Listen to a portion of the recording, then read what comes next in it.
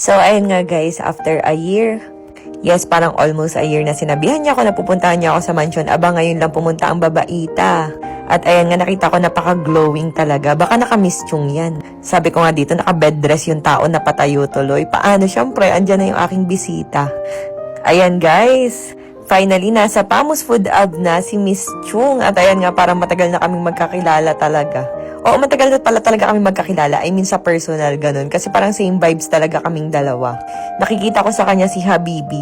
Ang hirap kasi makisama sa mga CEO na talagang pasosyal, ganyan. Mga naka-full pack makeup, mga naka-coat, mga naka-heels, ganyan. Pero si Miss Chung talaga, alam ko talagang kalog siya. Alam niyo naman guys, hindi ako masyadong friendly at hindi rin ako pumupunta kung kani-kanino. Sabi ko nga sa mga kaibigan ko, kung di niyo ako pupuntahan, hindi talaga tayo magkikita-kita. So ayan nga, kasama niya si Dudong. At ayan, naku, kung hindi lang ako bed rest ay parehas kami nagtalunan.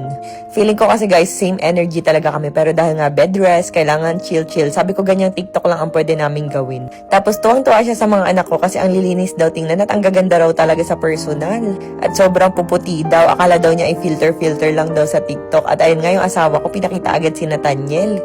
Sabi ko nga, gumawa na sila ni Dudong. Anyway guys, kasama niya pala si Dudong. Nakakatawa nga guys kasi nakita ko si Miss Chung. Aba, naka-Miss Chung tinted sunscreen siya siguro. Kasi parang wala rin siyang makeup kagaya ko. Pero parang in fairness, may lip tint siya, ganon. At yung mga anak ko nga, aba, nagyo-yoga, nagpapakitang gilas kay Miss Chung. Pero mga nahihiya-hiya pa yan sa lagay na yan.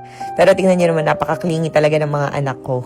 Naka-bed rest nga lang talaga ako guys, kaya wala masyado kong upload lately. Pero dahil ayan si Miss Chung, talagang napabangon si Bunti. So ayan, nagbibidyo-bidyo na nga siyang ganyan. Ang kulit-kulit talaga, ang kalog-kalog. Kaya hindi siya mahirap pakisamahan. Sabi ko nga sa inyo, kung di ako bed rest, aba tumalon-talon na rin ako.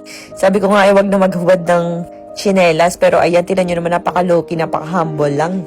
Tapos natatawa nga ako guys, kasi habang kumakain kaming dalawa, parehas kami nakataas ang paa.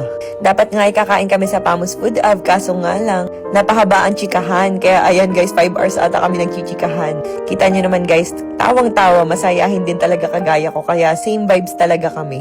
Alam nyo guys, nakikita ko sa kanya si Habibi. Kasi talagang mapili lang talaga ako sa mga kinakaibigan ko, guys. Ayoko nung kailangan ko magpaka-formal kasama sila. Gusto ko yung ganito, yung parang feel at home lang, ganun. Ayun nga, nakakatawa lang sa kanya kasi ramdam ko na totoong tao siya at hindi siya plastic or mapagpanggap.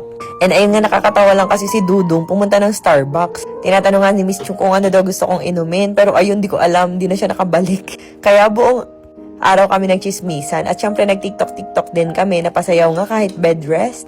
Sabi nila magkamukha daw kami. Talaga ba? Parehas ba magkahiwalay ang mata? Charis! Tawa nga kami ng tawa. Sabi ko nga dapat sinukat namin yung mata namin kung gaano kalayo ang agwat. May medida nga dito sa bahay.